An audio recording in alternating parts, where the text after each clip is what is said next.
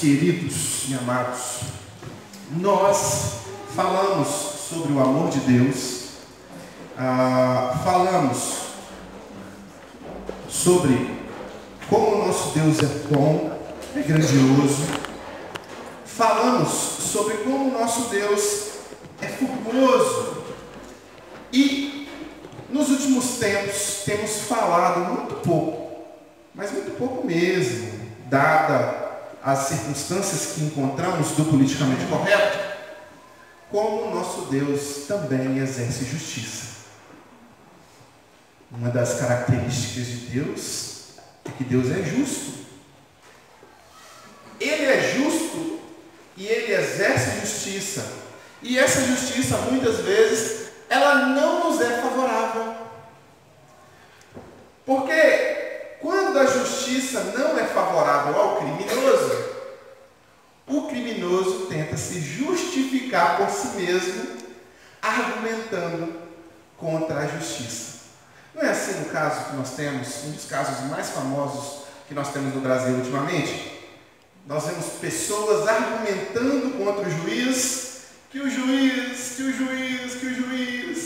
foi golpe, que o juiz, ao invés dessas pessoas refletirem de que a justiça está sendo exercida e que o criminoso Luiz Inácio Lula da Silva foi preso porque roubou, pilhou, corrompeu e fez com que a nossa sociedade experimentasse o maior esquema de corrupção de toda a história do mundo. Não é do Brasil não, do mundo. Não, a culpa é do juiz. Nós também somos assim, meus irmãos. Quando a justiça é exercida sobre nós tentamos dar um jeitinho ali para que a gente não fale muito sobre isso, ou mesmo nos defender. E aqui em Gênesis, capítulo 6, nós temos um momento em que a justiça divina é exercida de forma muito intensa. No capítulo 6 do versículo 1, a gente acompanha aí a corrupção do gênero humano. Nós vamos ler a partir do versículo 11, quando Deus anuncia a justiça, a condenação por causa dessa corrupção. Versículo 11 do capítulo 6 de Gênesis. O personagem que nós aprenderemos com ele hoje se chama Noé. Muito famoso também, muito popular. A terra estava corrompida. Versículo 11 do capítulo 6 de Gênesis. A terra estava corrompida à vista de Deus e cheia de violência. Viu Deus a terra e eis que estava corrompida, porque todo ser vivente havia se corrompido o seu caminho sobre a terra. Então disse Deus a Noé: resolvi dar cabo de toda a carne, porque a terra está cheia de violência dos homens, e eis que os farei perecer juntamente com a terra. Faze uma arca de tábuas e cipreste, e nelas farás compartimentos e calafetarás.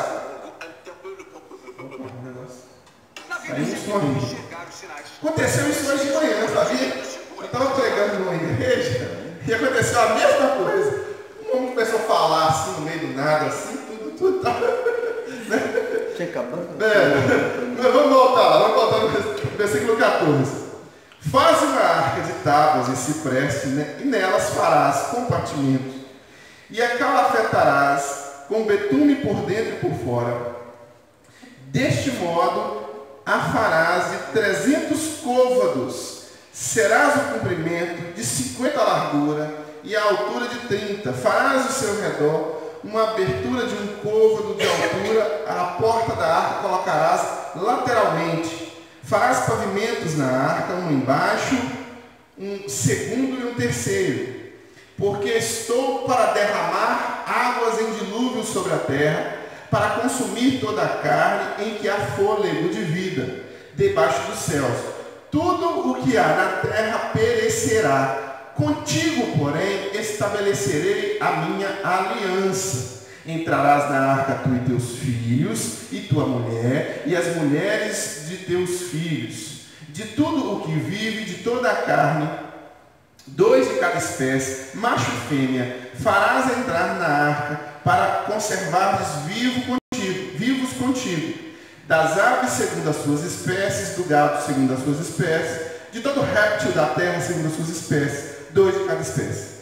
Virão a ti para os conservares em vida. Leva contigo de tudo o que se come, ajunta-o contigo, ser-te-á para alimento, a ti, a eles. Assim fez Noé, consoante a tudo o que Deus lhe ordenara. Amém. Aqui nós temos o início do relato, do anúncio de Deus com relação a Noé, e Deus dizendo que iria fazer justiça. Essa é a palavra, justiça. Por que essa é a palavra? Porque a consequência dos nossos atos vem sobre nós. Está no Código Penal que não se deve corromper agente público, que não se deve roubar, que não se deve pilhar o erário público, que não se deve subornar, que não se deve criar um cartel de empreiteiras que você vá tirar proveito próprio para isso. É tudo contra a lei. Os nossos políticos, liderados pelo grande capo, pelo grande chefe, Luiz Inácio Lula da Silva, foram lá, fizeram tudo isso. O que aconteceu? Justiça. O ladrão que roubou foi condenado à prisão e está pagando a sua pena. O nome disso é justiça sendo exercida. Quando você olha para o texto, você vê Deus ministrando justiça sobre o homem. Porque Deus havia criado o homem para viver de acordo com suas diretrizes. Deus havia criado o homem para ter um relacionamento com ele. Mas a Bíblia diz que há uma corrupção generalizada do gênero humano. Aqui no versículo 11, nós acompanhamos dos 4 passos que daremos nesta noite, ou nesta tarde, nesta madrugada, dependendo da hora que você está assistindo esse vídeo. Mas nós, dos 4 passos, o primeiro passo do texto: a terra estava corrompida. O pecado corrompeu a humanidade. Esse é o primeiro passo. O pecado corrompeu o coração do homem. O homem se afastou de Deus e não só foi insuficiente o homem ter sido expulso do Éden, como o homem continuou vivendo longe de Deus, sem se manter conectado a Deus, obedecendo a Deus, mantendo o princípio moral, ético, relacional que Deus havia pré-estabelecido. Então, a humanidade aqui está corrompida diante dos olhos de Deus. Há um desvio no padrão. Existe sim um padrão. Existe sim uma estrutura de relacionamento. Nós criamos esses padrões, mas quando nós criamos os padrões de convívio social, quando nós dizemos, por exemplo, que o homem não pode bater na mulher, quando nós dizemos, por exemplo, que o filho tem que obedecer ao pai, quando nós dizemos, por exemplo, que não se pode matar, não se pode roubar, nós homens estamos dizendo essas coisas baseadas em padrões pré-estabelecidos pelo próprio Deus. Deus pré-estabelece padrões, e ali, nesses padrões, quando nós desviamos do padrão, nós estamos vivendo fora do padrão, fora do círculo de obediência, fora da bênção. O homem aqui estava assim, a terra estava corrompida. Corrompida por violência, corrompida por egoísmo exacerbado, corrompida por falta de postura diante de Deus, porque o pecado havia corrompido a humanidade. Sobrou uma família só, um homem, e como consequência uma família, Noé. E aí Deus foi exercer justiça. Meus irmãos, quando a gente olha para o capítulo 6 de Gênesis, e quando nós olhamos para a sociedade hoje, nós não vemos muita diferença não. O ser humano está corrompido nas mesmas proporções em relação a, por exemplo, violência. Quando você vai ver o noticiário, por exemplo, quanto de violência, quando você vai ver questões tão importantes quanto as dinâmicas da própria valorização da obediência a Deus, a própria Escritura Sagrada, a própria Bíblia. O homem não quer saber da Bíblia. O homem quer saber da Bíblia para enfeitar a sua casa. Mas para nortear a sua conduta, o homem não quer. O homem não quer saber da Bíblia porque a Bíblia vai confrontar o coração do homem. A Bíblia vai dizer para o homem: por aqui você passa, por aqui você não passa. Isso você faz, isso você não faz. Então, como o homem está corrompido e a sociedade está corrompida, vivendo numa espécie de entropia, uma dinâmica de autodestruição contínua, e a gente sabe que as coisas vão caminhar para isso mesmo, o nosso funcionamento é entrópico mesmo, a gente começa bem e vai só envelhecendo até a gente morrer. A sociedade vai definhando até ser julgada.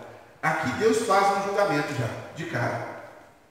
A sociedade está corrompida, o pecado corrompeu o coração humano. Hoje nós temos uma sociedade corrompida. Mas o que é uma sociedade? Uma sociedade nada mais é do que o agrupamento de pessoas. Então é um coração pecaminoso que se junta com outro coração pecaminoso, que se junta com outro coração pecaminoso, que se junta com outro, que forma uma sociedade. Então a corrupção humana, ela começa em corações que conduzem a vida das pessoas para o buraco. E o que é o buraco?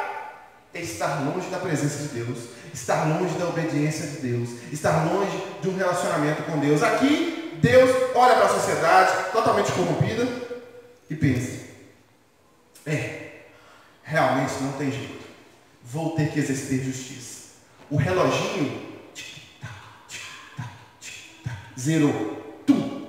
E Deus precisou bater o martelo. Meus irmãos, hoje nós estamos com um reloginho também.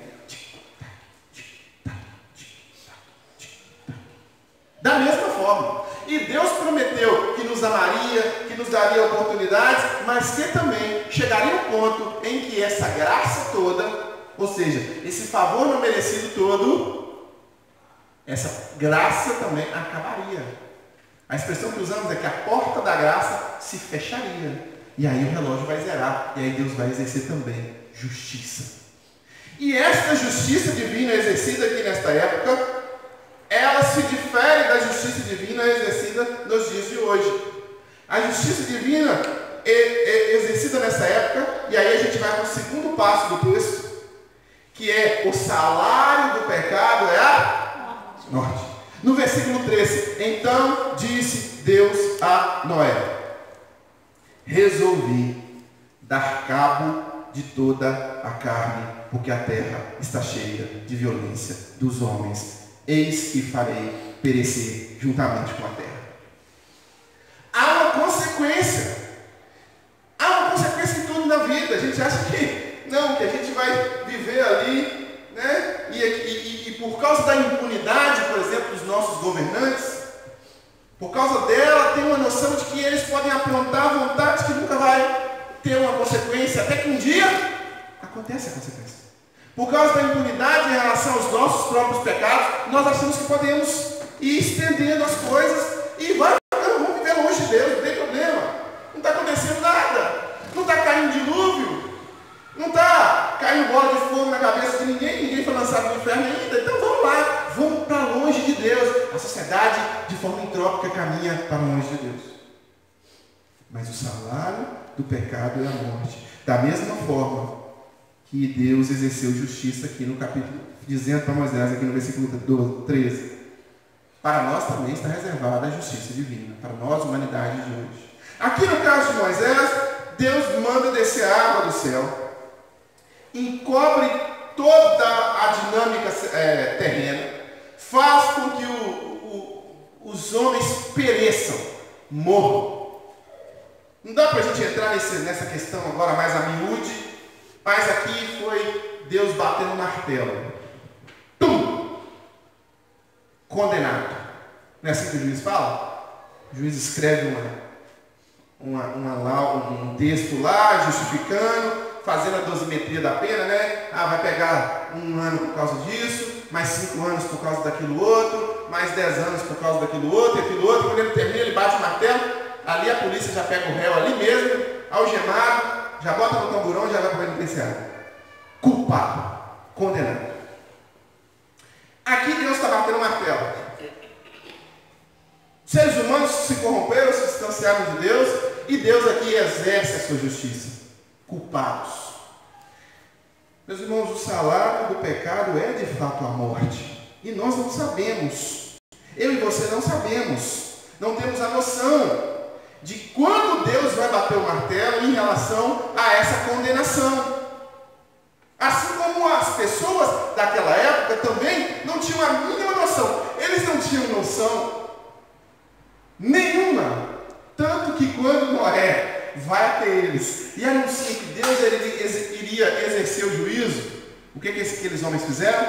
Zombaram de Noé. Riram de Noé. Eles estavam tão distantes de Deus que eles não acreditaram que Deus ia exercer juízo. Não é a mesma coisa que acontece hoje? Não é a mesma coisa quando nós falamos que a palavra de Deus nos exorta a termos um compromisso com Jesus. Que a palavra de Deus nos exorta a realmente vivermos com Jesus aqui para vivermos depois com Jesus lá também. O que você ouve toda vez que você fala isso? Mas eu já tenho Jesus na minha vida. Eu já nasci com Jesus. Meus irmãos, para você que nos acompanha agora, se você diz isso, eu vou perguntar para você, a partir de que ponto você tem Jesus? Quando foi que você tomou a sua decisão por Jesus? Quando foi que você confessou Jesus com a sua boca? Conforme diz a própria palavra dele, se com tua boca confessares a Jesus como Senhor e em seu coração crer que Deus o ressuscitou dentre os mortos, será salvo. Que dia que você tomou a sua decisão? Não, mas eu já nasci com Jesus. Não. Você foi criado com Jesus, debaixo das bênçãos de Jesus. Mas teve momentos na sua vida que você cresceu e você escolheu viver sem Jesus. Você escolheu fazer coisas que te levassem para longe dos princípios de Jesus. Você não vive com Jesus como você fala que vive com Jesus. E você sabe disso. Ah, eu sou um evangélico. Eu frequento a igreja. Isso é estrutura religiosa, meu querido. Quem tem Jesus em sua vida sabe que tem. Quem não tem também sabe que não tem. E quem não tem, às vezes, fica tentando se convencer que tem, para lidar um pouco melhor com a sua própria consciência. Esses homens desta época foram alertados várias vezes, inúmeras vezes, que a justiça de Deus aconteceria. Que nós não mereceremos, ninguém merece, meu irmão, nem você, nem eu. Mas a graça de Deus, ela é derramada sobre as nossas vidas, assim como foi derramada sobre a vida de Noé. E a graça de Deus proporciona uma reflexão em que nós nos entregamos a Deus, em que nós confessamos a Deus, em que nós nos arrependemos diante de Deus, em que nós pactuamos, fazemos um pacto com Deus voluntariamente. Eu chamo você à frente, num culto ao Senhor, e pergunto: Maurício, você aceita a Rosana como sua legítima esposa, para amar, para respeitar? O Maurício diz: aceito, sim. Não foi isso que você disse para mim? Sim. Rosana, você não disse sim? Sim. Foi uma decisão pessoal. Fizeram um pacto. Rafael, Bárbara, você aceita? Sim. Fizeram um pacto, um compromisso. Ambos. Um fez um pacto, o outro fez um pacto. Um disse que sim, o outro também disse que sim. Deus diz sim para a gente sempre. Os braços estão abertos. Quando é que você disse sim para Deus? Que dia que foi isso? Qual foi o momento em que você se conscientizou que precisava realmente de Jesus, que precisava se entregar a Ele, e que precisava de fato receber? E aí nós vamos para o terceiro passo nosso do texto, essa salvação. Porque aqui, na sequência, nós acompanhamos Deus salvando algumas pessoas. A justiça divina ela é exercida, mas ela também proporciona salvação. Você volta um pouquinho no versículo 9. No versículo 9, eis a história de Noé. Noé era homem justo e íntegro entre os seus conterrâneos. Noé andava com Deus. Noé o quê? Andava com Deus. Não era só Deus que andava com Noé, não. Não era só Deus que abençoava Noé, não. Não era só Deus que oferecia alguma coisa. Noé também andava com Deus. Noé também se voltava para Deus. Noé também respondia para Deus. Noé também dizia sim. Esse dizer sim para Deus proporciona a Noé a salvação. Terceiro passo: a salvação é uma opção para o homem. A salvação foi uma opção para Noé. Não foi uma opção para os conterrâneos de Noé, porque eles não quiseram. Mas Noé andava com Deus. A minha pergunta para você: você anda com Deus? Você disse sim para Deus? Não há justificativa para os nossos pecados. Somos injustificáveis, somos falhos, somos pecadores. E nós tendemos constantemente a vivermos as nossas vidas de forma enviesada para longe de Deus. Olha para o Éden, por exemplo. Que maravilha. É um lugar perfeito.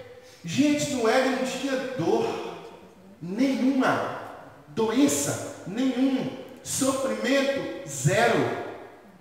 No Éden não tinha TPM, cólica. No Éden não tinha mau humor. Oh, não existia, viu? Menopausa, não tinha. Andropausa, não existia. No Éden, meus irmãos, era só desfrutar do gozo, da alegria, coisa boa, só coisa boa. E mesmo assim o homem caminha para longe de Deus, mesmo com todas as condições favoráveis. E aí muitos de nós dizem assim: eu vou chegar no céu e vou ter uma conversa com Eva. Se eu pego essa Eva. Mas se você estivesse no lugar de Eva, você também caminharia para longe de Deus e desobedeceria. Porque você não tem as condições que Eva teve. Ausência completa de pecado, de dor, de sofrimento. Mas você tem a presença do Espírito de Deus. E muitas vezes você escolhe viver longe de Deus. O ser humano escolhe viver longe de Deus. A sociedade escolhe viver longe de Deus. Deus não é bem-vindo na faculdade. Deus não é bem-vindo nos processos sociológicos que nós vivemos. Deus não é bem-vindo muitas vezes nem em muitas igrejas que nós temos no nosso país. Jesus não é bem-vindo. Mamon é bem-vindo. O dinheiro é bem-vindo. O Deus desse século é bem-vindo. Mas Jesus jamais é bem-vindo em algumas dessas igrejas que muitas vezes têm o nome de Jesus nas suas fachadas, mas não ensinam nada da palavra de Jesus. Assim é conosco também. Podemos nos enganar. Podemos ser bons frequentadores de templo. Podemos imaginar ter a salvação porque simplesmente estamos ali num contexto religioso. Mas é preciso mais do que isso. É preciso andar com Deus. Noé, no versículo 9, andava com Deus. Era um homem justo, íntegro, e entre os contemporâneos dele que haviam se corrompido, Noé se destacava. Noé se destacava. É o destaque daquela turma. E Noé achou graça aos olhos do Senhor. E o Senhor salvou a vida de Noé. A família de Noé foi poupada da condenação. Se a justiça divina for exercida agora, meu irmão, nesse momento, a justiça divina está sendo exercida. Pum! Deus está batendo um martelo. Essa nova execução de sentença ou de julgamento, né, para a nossa era, não é mais que um dilúvio. Nós temos duas formas. Uma delas é você bater as botas, né? Morrer. Saiu na porta ali, foi atropelado, teve um aneurisma, caiu duro, um AVC, adoeceu, teve um câncer, teve um problema, morreu. Essa é uma delas. Se você morrer hoje, o que vai acontecer do outro lado? Você vai abrir a porta, passar para o outro lado, você vai encontrar o que do outro lado? Salvação ou condenação? Noé encontrou salvação em Deus. Nós encontramos salvação em Deus da mesma forma, pela pessoa de Jesus. Mas para encontrar salvação do outro lado da porta, é preciso passar pela porta, neste lado da vida. Jesus disse: eu sou o caminho, a verdade e a vida, e ninguém vem ao Pai a não ser por mim.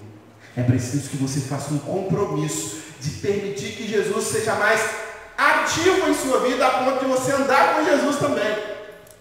É você que anda com Ele agora. Não é só bênção, mas não. É gratidão, é amor, é devoção, é adoração. Agora não é só buscar as mãos de Deus. Me abençoa, Senhor. Me dá, Senhor. Não.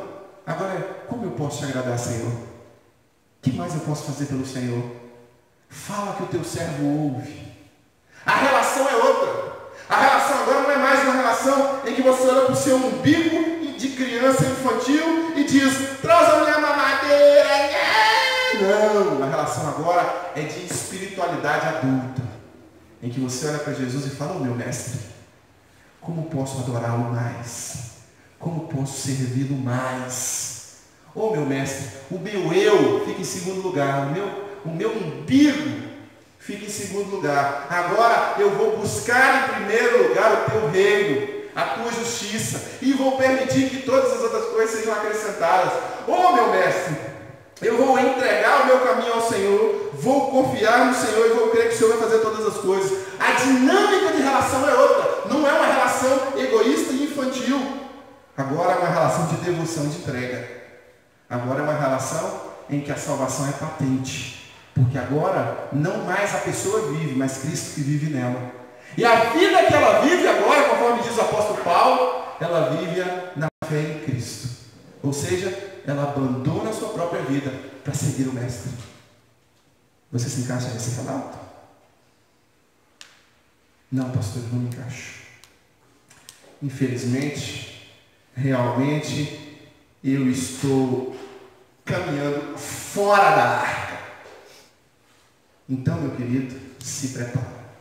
Porque se a chuva vier, você vai ser levado pelo dilúvio. Tem jeito, pastor? Claro. A porta da arca ficou aberta o tempo inteiro. Noé falou o tempo inteiro. Gritou o tempo inteiro. Bradou o tempo inteiro. O povo não quis entrar na arca. Sabe o que aconteceu? Noé entrou. A família entrou. Os animais entraram e o próprio Deus selou a arca por fora. Pegou a porta e pá! E a chuva começou a cair. A porta se fechou e a justiça foi exercida. Enquanto a porta estava aberta, a oportunidade foi dada. Nesse momento agora que eu estou falando com você, a oportunidade lhe é dada. Você tem a oportunidade de decidir por Jesus. Já entendi, já compreendi, já assimilei. Deus já me confrontou, o Espírito Santo me convenceu, mas eu ainda não entrei. Eu ainda não passei pela porta. Eu ainda não me comprometi de verdade. Eu sei disso. Eu preciso, então, meu querido, minha querida, nós vamos para o quarto passo do nosso texto. Deus faz um pacto com aqueles que querem fazer também um pacto com Deus. Deus pode fazer um pacto com você. No versículo 18, contigo, porém, estabelecerei a minha aliança. Uma aliança de salvação. Entrarás na arca, tu e teus filhos, e tua mulher, e as mulheres de teus filhos. Irmãos, não nos esqueçamos que estamos aqui vivendo no período patriarcal. O período em que o sacerdote responsável pela salvação de todos era o patriarca da família. Por quê? Porque o Espírito Santo não havia descido sobre toda a carne. diferente de hoje. Hoje nós temos o Espírito Santo acessível a todas as pessoas, inclusive a qualquer um de nós que aqui está, qualquer um de nós que acompanha pelo vídeo.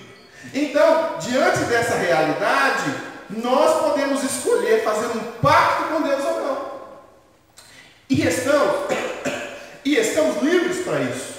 Você é livre para fazer um compromisso ou não com Deus. E o seu compromisso vai além da religião.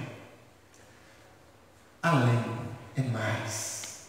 É muito mais do que só a dinâmica religiosa de estar no templo. É mais do que a dinâmica religiosa de fazer 1 ou 2 orações por dia. É mais do que fazer uma leitura simples da Escritura. É um coração contrito e quebrantado, entregue no altar do Senhor.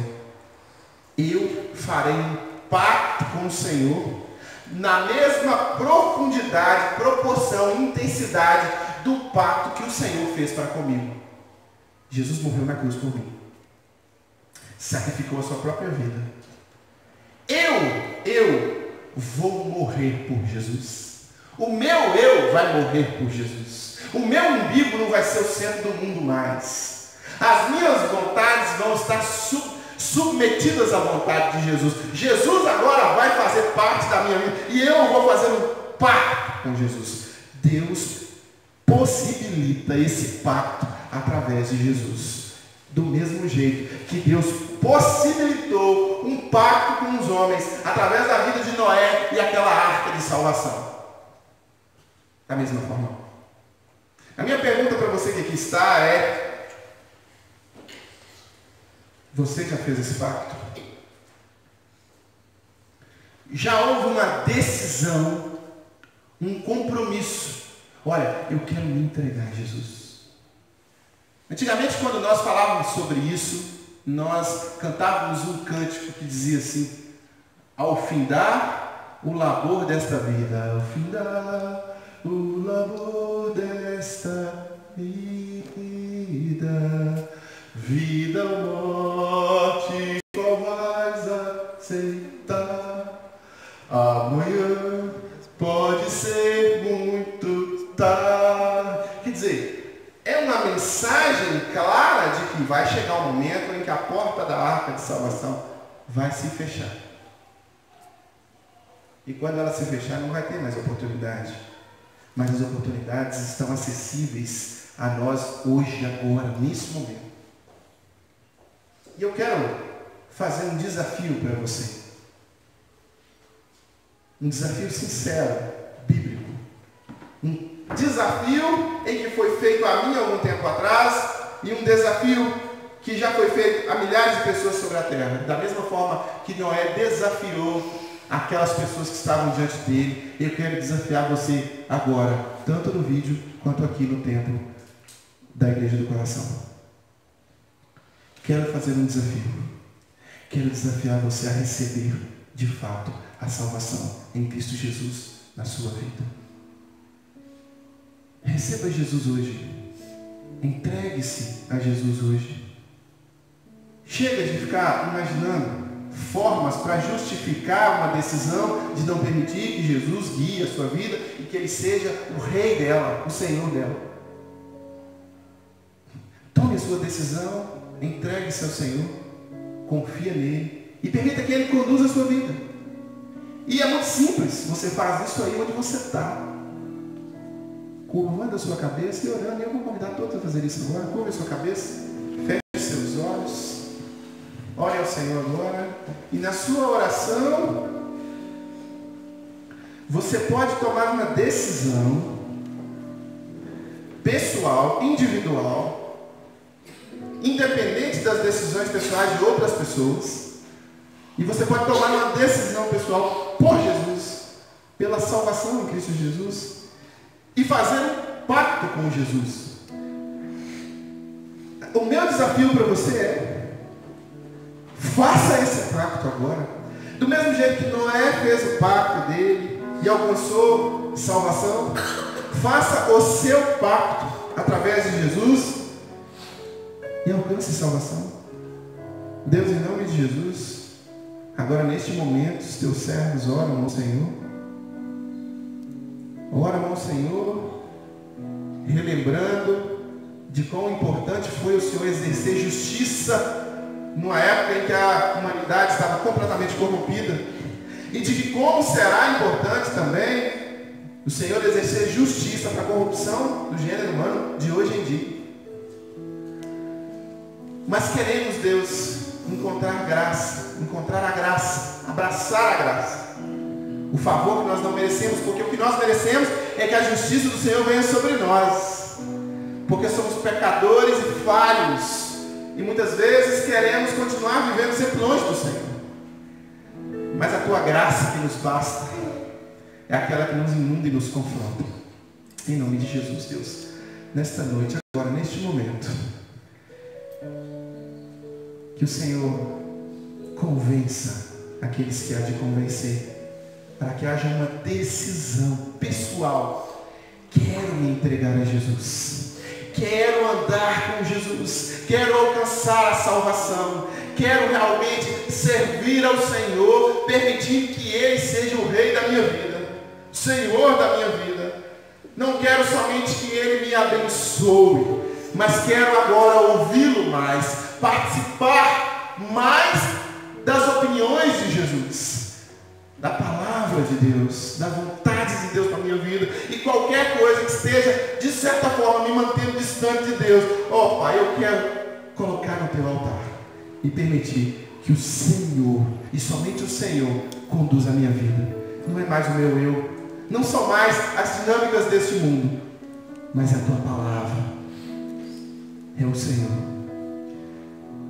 Deus, em nome de Jesus, se porventura pessoas agora estão fazendo esta oração, confessando o Senhor, se entregando ao Senhor, que o teu Espírito Santo cele-as de forma poderosa, intensa, que o teu Espírito Santo possibilite a compreensão clara de que a porta da arca está aberta e ela precisa passar, e que hoje ela passe,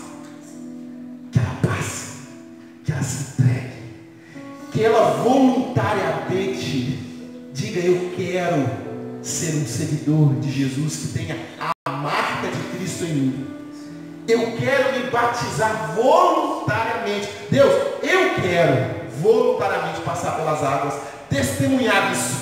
Eu quero voluntariamente servir ao Senhor, fazer com que o Senhor seja mais próximo da minha vida. Deus, em nome de Jesus, em nome de Jesus, pelo poder de convencimento que há no teu Espírito Santo, só no teu Espírito Santo, que esse convencimento venha, que qualquer barreira caia por terra, e que a salvação em Cristo Jesus seja apropriada a esta pessoa, a estas pessoas. É a minha oração, Senhor, em nome de Jesus.